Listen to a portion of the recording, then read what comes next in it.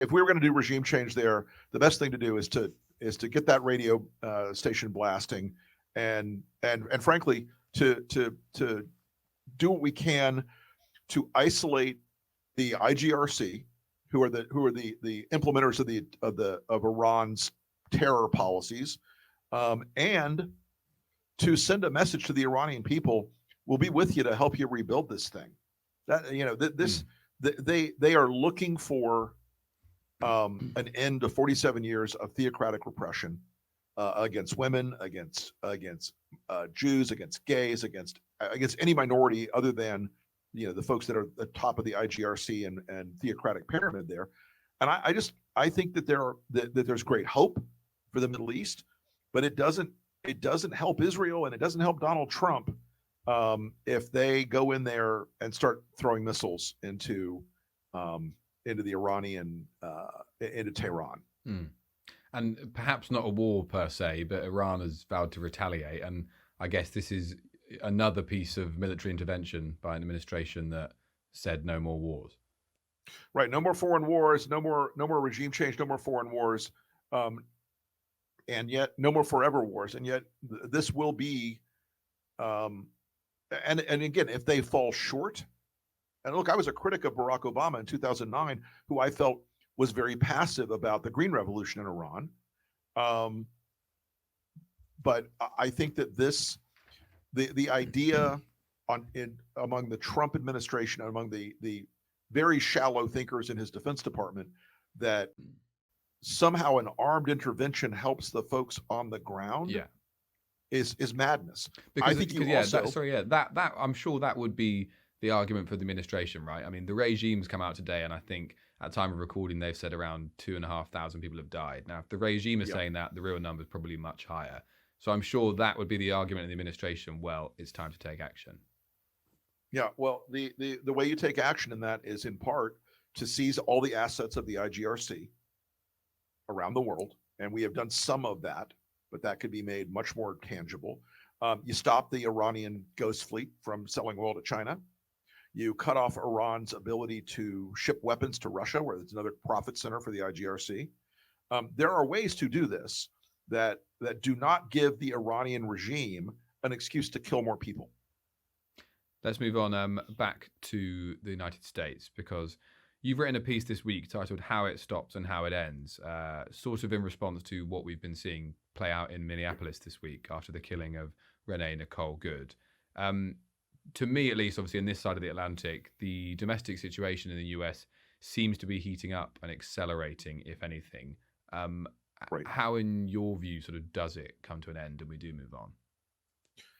Well, it has to come to an end by both a political and public pressure campaign and a legal campaign against ICE. Right now they are quite lawless. They have become increasingly motivated to violence, not against the people they're supposedly targeting, illegal immigrants, and to their more specific assertion, criminal illegal immigrants. They're not really arresting those people. They're now arresting and attacking and assaulting American citizens who criticize them or protest them. So we are at a very dangerous inflection point in the country, probably the most dangerous since the American Civil War. We have a president and an administration that views ICE and DHS as an arm of their political will, that views ICE and DHS as having, as J.D. Vance said, absolute immunity. This is not, to quote the famous David Bowie song, this is not America. This is not how any of this works. It is their behavior is increasingly unconstitutional. They are targeting free speech. They are targeting freedom of assembly. I mean, we are seeing them now, ironically, America's, famed conservative Second Amendment warriors aren't mad at all that they're seizing guns from people.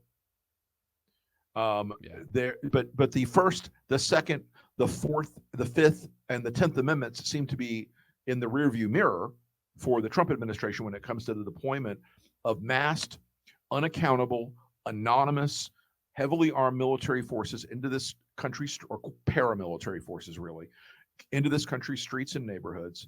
And the fact that they're targeting American citizens is going to lead to a very bad outcome. Yeah. Now, look, the way Well, it it ends already has, permanently, right? yeah, yeah, the way it ends permanently is you have to expel Donald Trump and the Republican Party from power, and you have to hold everyone involved in this, from Stephen Miller at the top of the pyramid to the cops on the ICE cops in the streets who are abusing and beating and assaulting and killing American citizens. They all have to be held to account. We have to do basically a Truth and Reconciliation Commission after this, and there has to be legal and moral consequences beyond just, oh, isn't this awful? Yeah, very quickly on the officers themselves. I mean, I'm sure we could have an incredibly long conversation, different conversation about the kind of difference between policing in the US and the UK. But does that kind of heavy-handedness and rhetoric from the officers we're seeing from the officers, does that come from the very top? It does. It comes from Stephen Miller. It comes from Tom Homan and Kristi Noem and Greg Bovino and the senior leadership at ICE. And again, Stephen Miller is the central cancer in this entire operation. He is the one who is driving them to take more and more strident and violent actions against American citizens. He is the one who put the idea in Trump's head that the night of retribution and retaliation is coming. And they're talking about American citizens. They're not talking about illegal aliens. They're not talking about migrants. They're talking about American citizens who oppose the Trump administration. Even a lot of Republicans now in Congress who have been very loyal to Trump are saying, wait, what?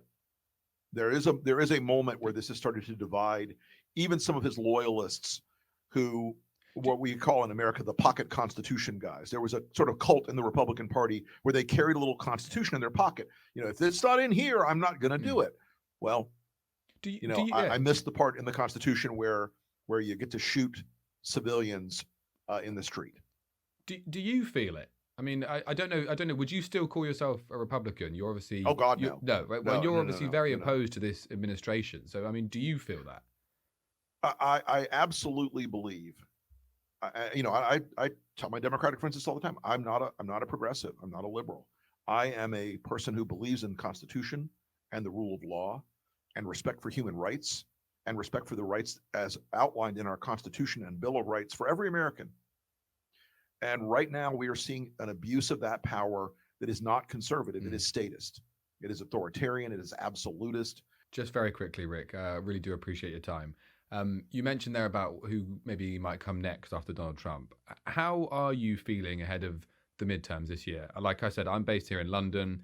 I like to think I'm fairly kind of tapped into what's going on, but I don't really hear that much from the Democrats just right now. Is that because the news agenda is so swallowed up in Donald Trump, or is there just no one really... Trump is sort of a singularity of news. He sucks in all available attention.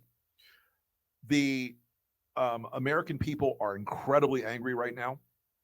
They're angry at the craziness. They're angry at the economic destruction that's happening. The midterms right now are not looking great for the Republican Party. That is not because people are suddenly saying, "Oh, I can't wait for more Chuck Schumer." They're not in love with the Democrats, but they are absolutely furious with Donald Trump and the Republicans. He's got a core base of around 30% of the Republican, or around 30% of the American populace. And that's around 60% of the Republican Party when you do that math. We're seeing more and more voters call themselves independents. They're leaning Democratic in their intention to vote.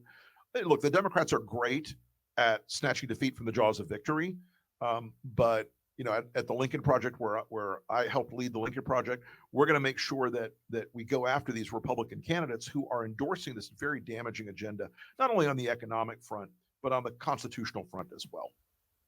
Rick Wilson, thank you so much for joining us on the Trump Report today. Thanks for having me, Fergus. Appreciate it. Anytime.